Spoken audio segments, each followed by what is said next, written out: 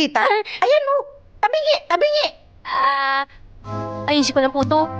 Ano ba yan? Pag yan napundi yan, ikakaltas ko sa sweldo mo yan. Ayusin mo mabuti yan. Lourdes, magnakit ng mga anak ko, hindi nila magugusto ng pangit. Ano ba yan, Lourdes? Ang kupat-kupad mo. Ayusin mo yung mga ponsetya ka.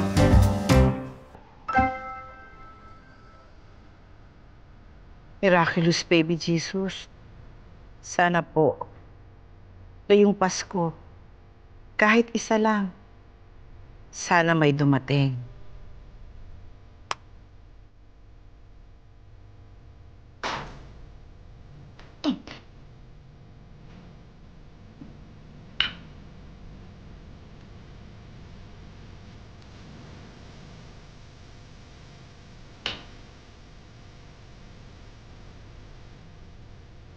Sana magkaroon ng himala.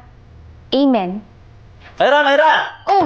Eh, andyan na naman yung developer na yung, ito na yung mall. Andyan na naman eh, may barikada naman sa labasan eh. Ha? Oo, mukhang matutuloy na yung demolition sa mga bahay rito. Naku, paano yan?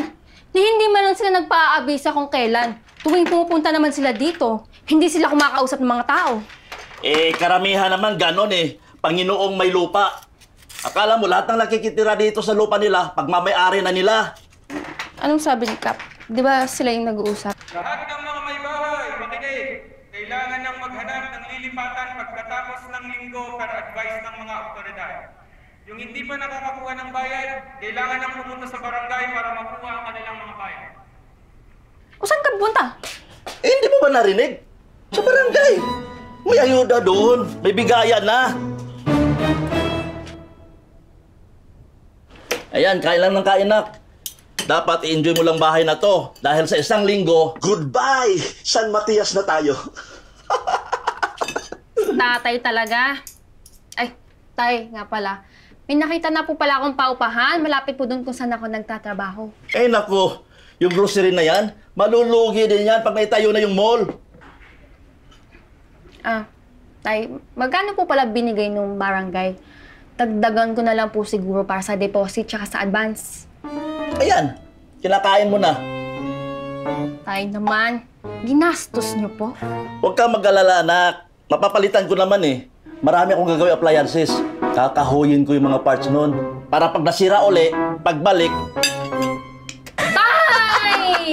joke! Para naman di ako kilala nito, oh. Hindi ka nakakatawa. Yun na nga eh. Maliit na nga yung sweldo. Kuripot pa yung may-ari. Ayaw magpa-advance. May opening ba dyan sa inyo, Ses? Titignan ko, sis, ha? Pero di ko mapapromise. Sige lang, Ses. Nagbabakasakali lang naman. Salamat. Uy, Miss! Ha? Shhh! Kamagulo! Ate! Kamagulo! Tulungan mo ako dito, please! Shhh! Quiet! Tulungan mo ako, please! Please! Ay, naku. Salamat talaga kung dahil sa'yo, baka nadedo na ako. Eh, akala ko, naiwan ko yung susi ko dyan sa loob. Yung pala, eto lang. Andito lang sa maliit kong bulsa. O, ayan. Nagpunta kasi ako sa kapatid ko. Naghatid ako ng pagkain. Caregiver ako dyan. Oh? Eh, tuwing gabi lang ako nakakapuslit. Pag tulog na yung amo ko.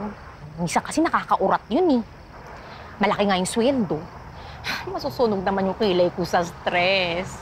Buti na lang magre-resign na ako. Malaki yung sweldo. Pwede ba nga ako nalang pumalit sa'yo? Di ba sabi mo mag-resign ka na? Seryoso ka? Oo naman. Sabi mo, malaki na nga yung sweldo. Marangal pa. Go na, no? Bet mo naman ako. Kaya ba ng putok mong blush on? Makapal ba? Sorry. Medj. Sobrahan ata.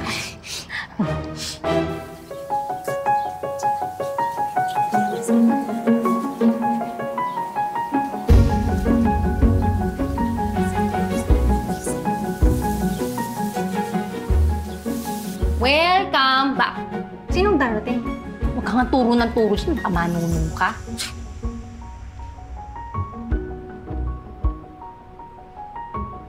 May ganyan din kami. Miraculous Baby Jesus ang tawag. Tuwing Pasko, nagbibigay ng himala.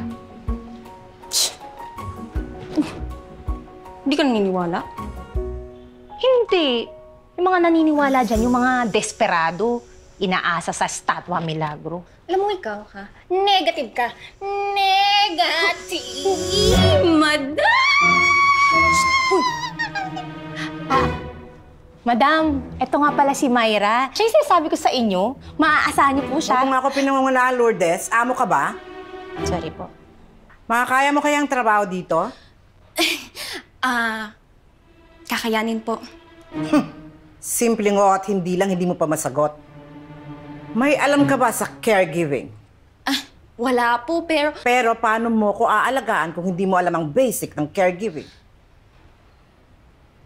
Pero ako po kasi nag-alaga sa mama ko po nung na-stroke siya bago po mamatay. Second floor, across the stairs. Yun ang magiging kwarto mo. Ho? You're hired. O Lourdes, ano pang ginagawa mo dito?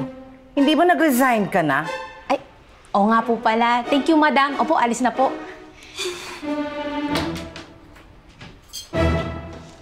Girl, sigurado ka ba talaga? Actually, wala naman masyadong gagawin dito. Nakaka-function naman ng maayos yang si madam.